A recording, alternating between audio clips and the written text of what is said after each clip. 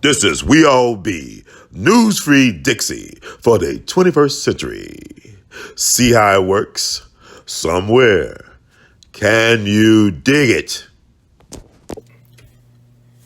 YouTube is doing their best to erase recent history of suspect strange fruit cases that yours truly have covered on the We All Be platform.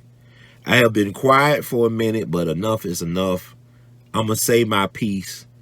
I did the work, and it's time for everybody to know about what type of works are being done against me and We All Be. YouTube are removing videos I did concerning an investigation on the curious death and possible cover-up of the hanging of Frederick Jermaine Carter, who was a young black man from Massachusetts who was living in Sunflower, Mississippi, or Sunflower County, rather, Mississippi, who went on a painting job with his stepfather, Llewellyn Evans, in Greenwood, Mississippi, in LaFleur County, disappeared from the paint site and was found 2 days later hanging from a tree by a dog kennel by one of them nature walk paths in a white neighborhood next to the Tallahatchie River, where they pulled the body of Emmett Till out of its waters. The coroner down there said that this man, or young man, he was 26, was dead for at least a day to 2 days. But when people walk in that area on that nature path, you ride your bikes and you walking on the nature trail, got the dog kennel, nobody saw a body hanging from a tree. That Friday morning, December 3rd, 2010. It wasn't until afternoon that a body was discovered hanging from a tree. The body of Frederick Jermaine Carter. USA Today jumped on the story.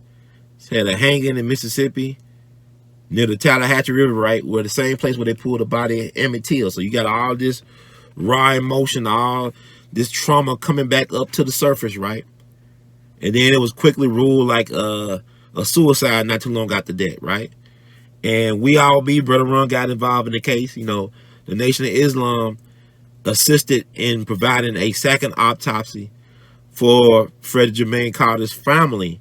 I think they hired the services or secured the services of a Nigerian doctor in Nebraska, if I'm not mistaken. I still don't know. It is 2022 as I do this video. It's October 1st, 2022.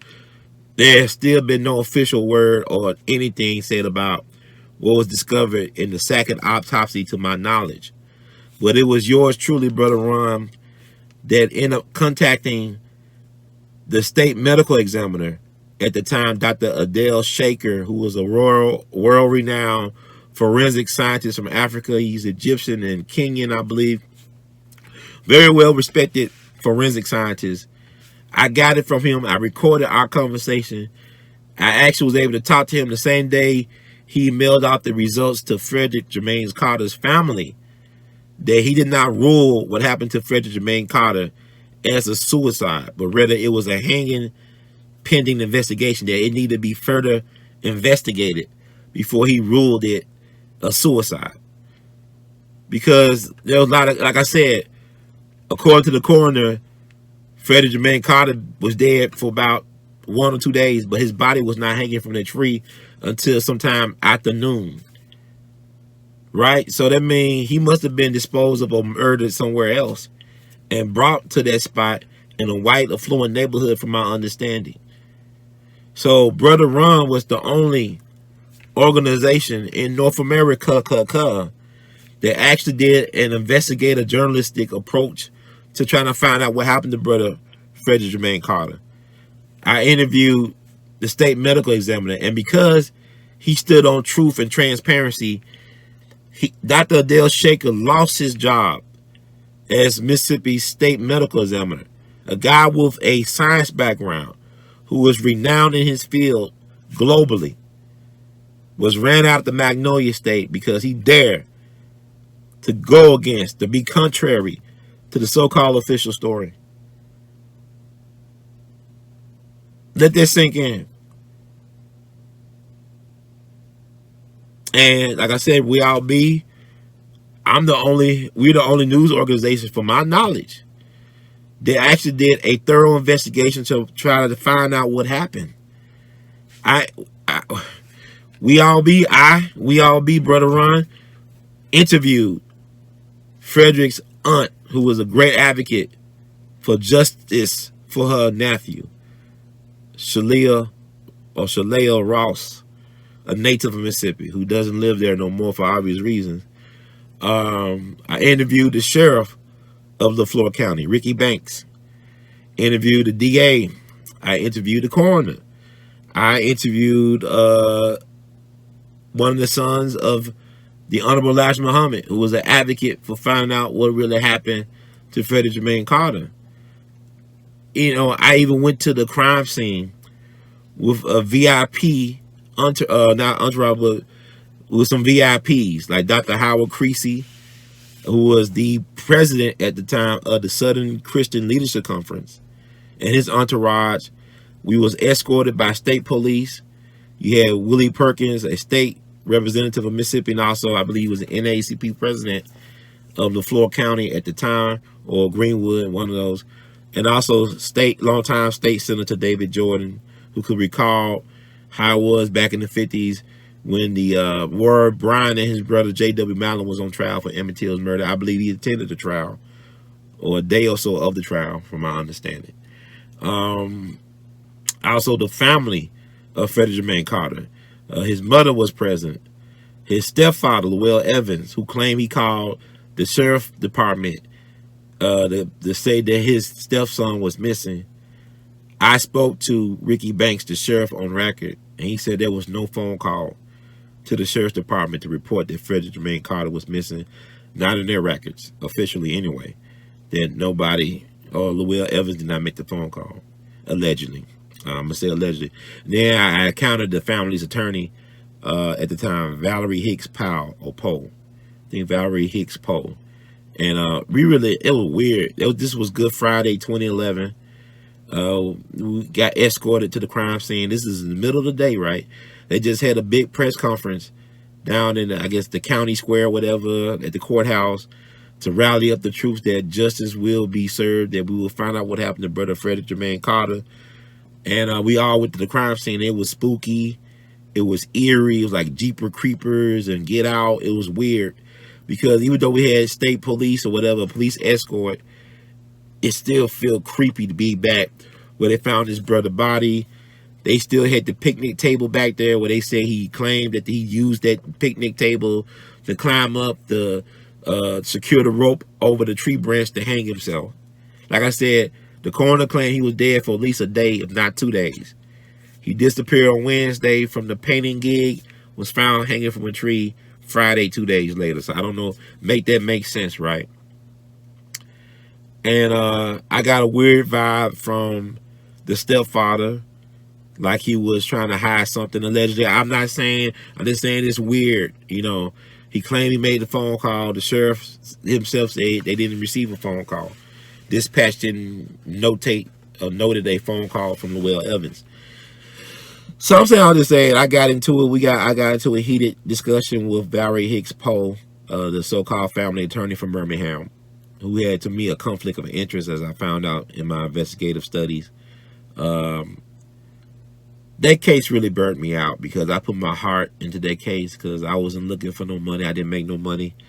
I don't know how I make any money to make a living on anything. I don't do that well with making money to make a living, but I live, you understand? And it was weird because when we was back there, you know, looking at the crime scene, you remember the picnic table that was allegedly used in his suicide was still out there.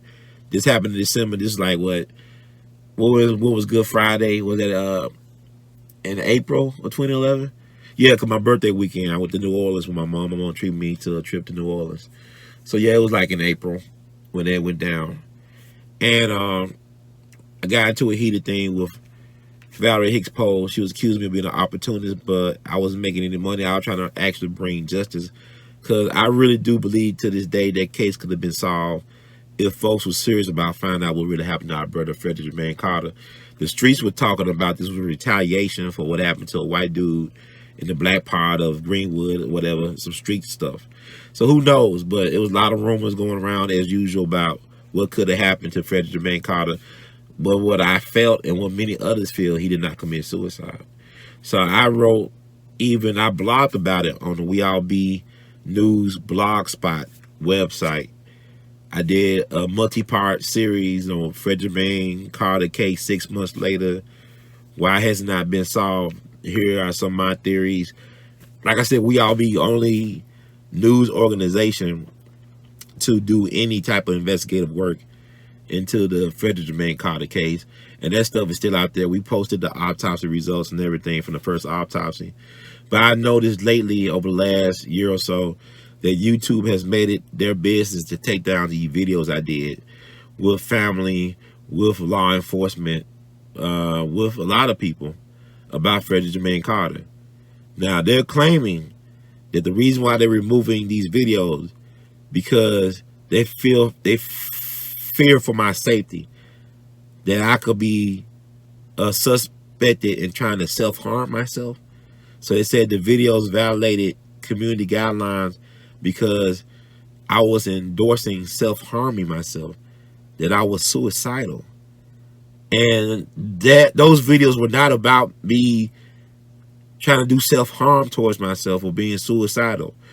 Those videos were about contesting the ruling that what happened to Frederick Jermaine Carter was indeed a suicide.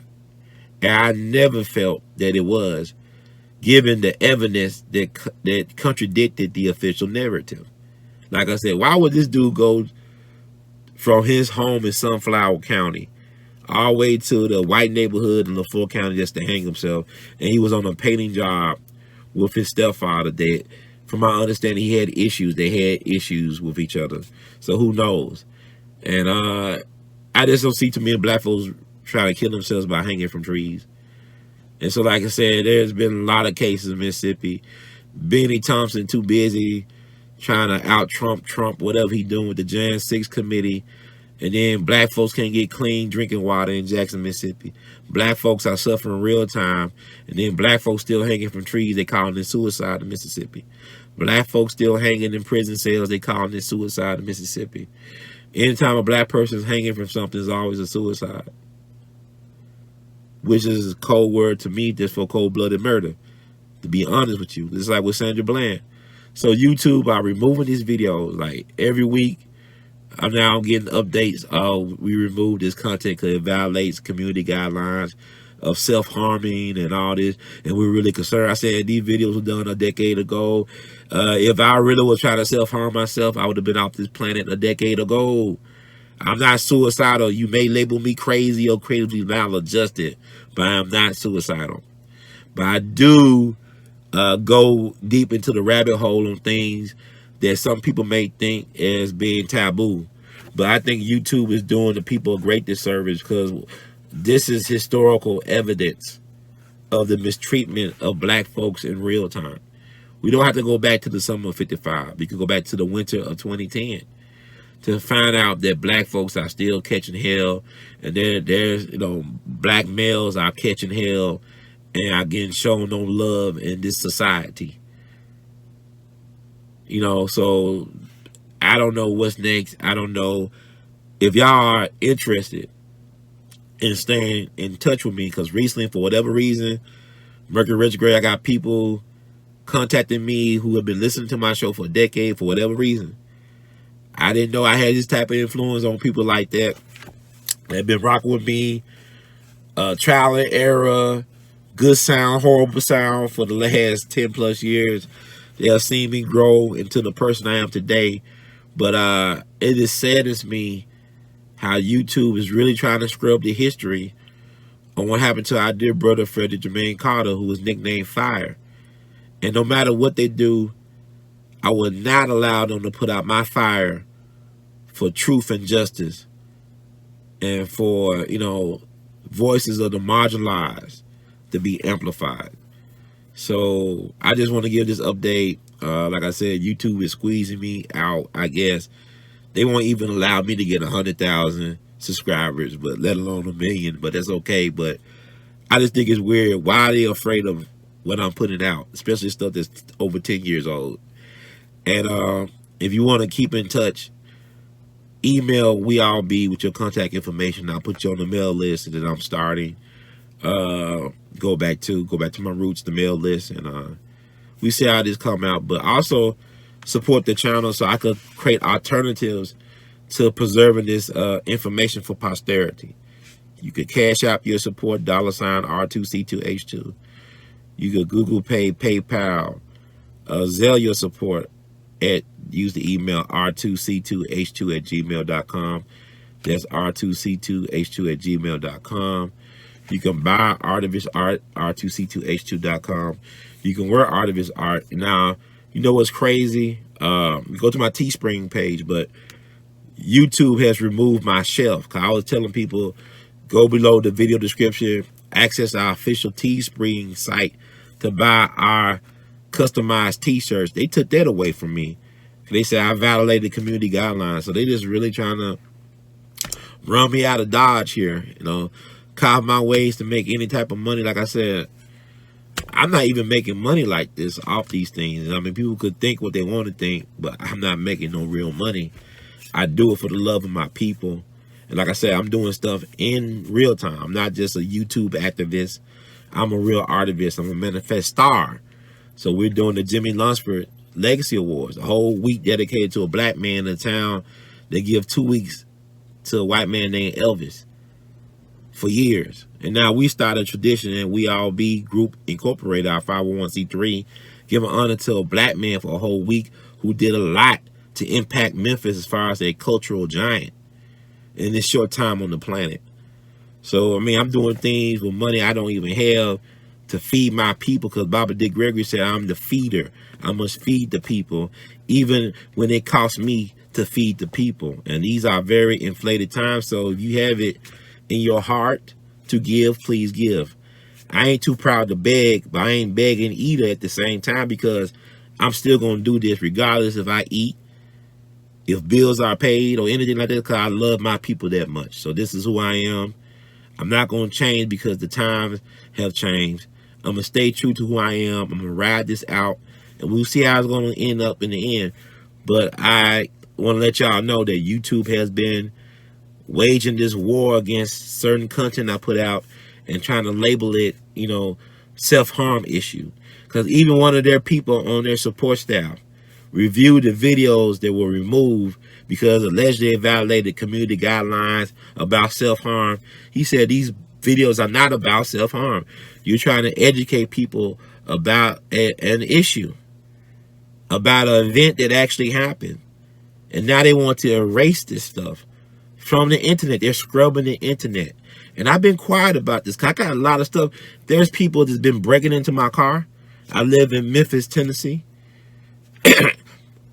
It's a crime capital. Of course, I'm going to talk about this in another video. But I love my city, but people breaking in my car, looking for guns.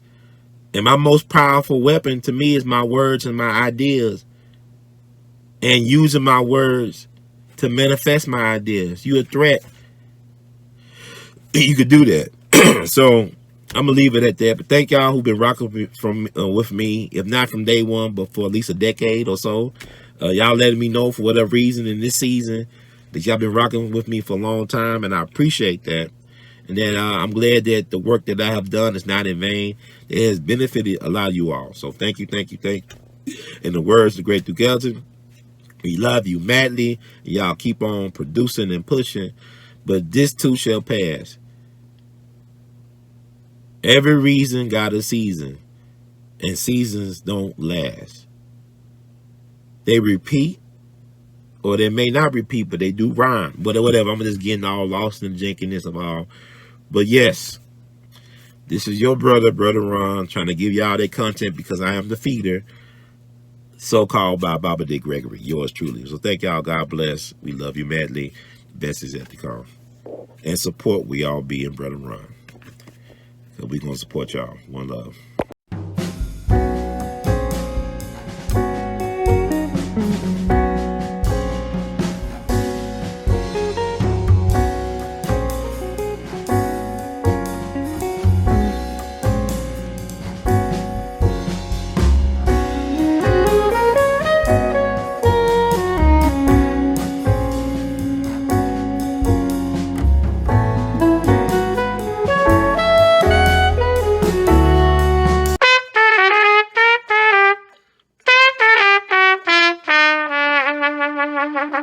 Hey, everybody, this is Brother Ron.